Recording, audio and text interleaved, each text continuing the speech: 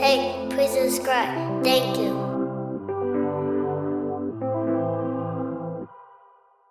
What's up, y'all? So, when I was on Shannon Sharp, right, it wasn't a lot of people. It was just one or two. So, I shouldn't even paid attention. But I saw this one dude in particular said that and my stories were cap, right? First of all, how the you don't know me, right? But I'm gonna tell you how God works. I was talking to my homie Gensu Dean, and I realized that I am so blessed that my life is beyond some people's capacity to dream.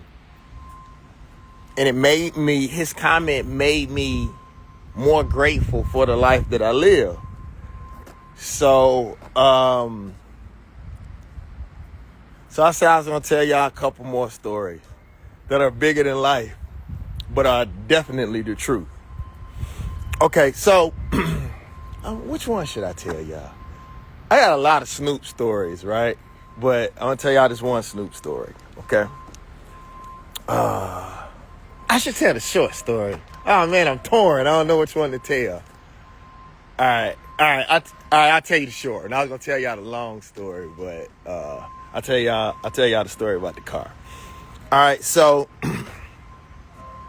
when I first bought my Bentley, and it's crazy how, you spend money, you young. It was Leslie Brathwaite and Jazzy Faye who told me, Banner, you work so hard. Do something for yourself. Government gonna get it. Your family, somebody gonna get that money. Do something for yourself. So I went and bought my first Bentley, and ended up moving to LA. And it's another story with that Bentley too. There's too much stuff going on with the feds. I can't really tell y'all what I shipped out to LA with my Bentley. But anyway, and thank you to the young lady that I was dating at the time who went over there and put that stuff in my Bentley for me. Shh. But anyway, anyway, so I was out there, and Snoop used to say all the time that he liked my little car. He said the pretty car.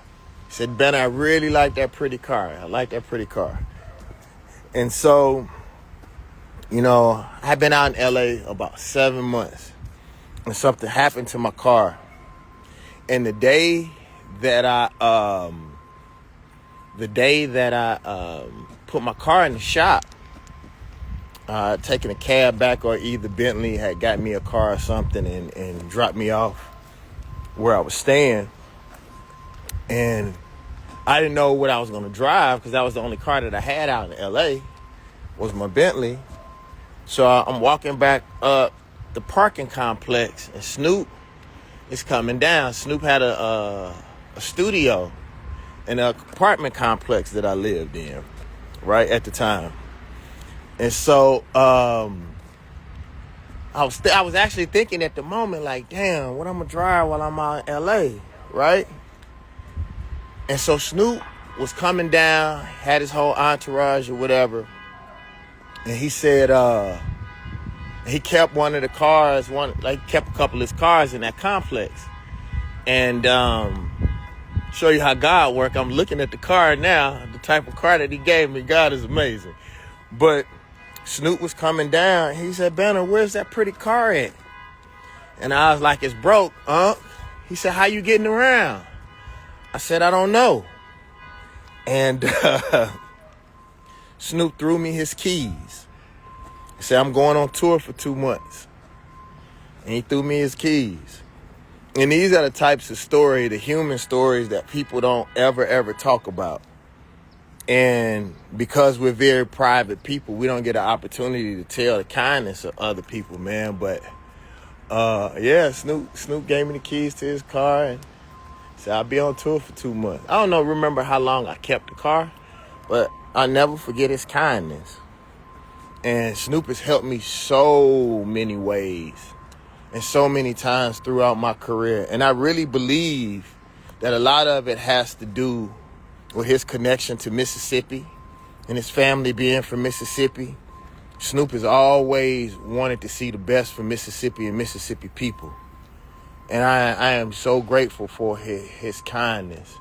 I'm going to tell y'all another story on another day when I was going through my first depression and how Snoop rolled up 8 blunts, or had his roller to roll up 8 blunts, and he smoked and laid down on the couch and told me his story post-death row and all the stuff he had been through. I'm going to tell y'all that story too. But last story about that car though. So at the time that Snoop let me use his car, I wasn't smoking at that time. I had stopped smoking weed. And, but I said, there's no fucking way that I'm gonna have Snoop car and not smoke weed in it, right? But the problem is that we forget about people who are not from California, is that California weed is about 5, 6, 7 to 10 times stronger than the weed that most of us smoke in Mississippi or in the world, right? And in other places in the United States, I should say. So I went and got me a nice little bag, and I think I was on the, forgot which highway I was on in L.A., but I fucked around, hit that motherfucker, and got high as shit and paranoid. And fucking driving 20 miles an hour on the motherfucking highway and Snoop car high as fuck. Because I hadn't smoked in a long time. And then when I did get some weed, it's Cali weed. And one of the reasons why I'm starting to tell some of these stories, I'm a very private person. It's so much negativity out here. And people have so much negative shit to say about each other. You know, we got to pass some positive stories, some good stories, some goodwill out here in the world. And, you know, sometimes we have a tendency to think that nobody is helping us or nobody is good. There are some great people out here, some very, very, very good people.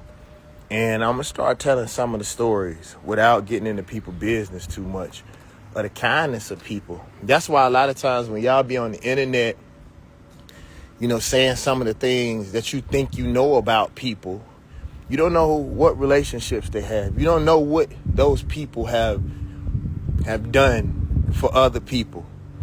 You know, like when that political stuff happened with Snoop and motherfuckers is talking shit about Snoop, I'm the wrong one for you to talk bad to Snoop about. I'm not the one. I'm not that person. For what that man has done for me in my life, even if he made a mistake, our uncles make mistakes. Our cousins make mistakes. Our sisters and brothers, our fathers. Most of our fathers ain't shit. I am not talking about my father in particular, but I'm saying a lot of our fathers, a lot of our mothers. And we forgive them every day, but we can't forgive each other. People make mistakes. You know what I'm saying? And I know what that man has done for me in my life. And Snoop ain't never got to do shit else for me. Snoop helped me before I was David Banner, the David Banner that you knew.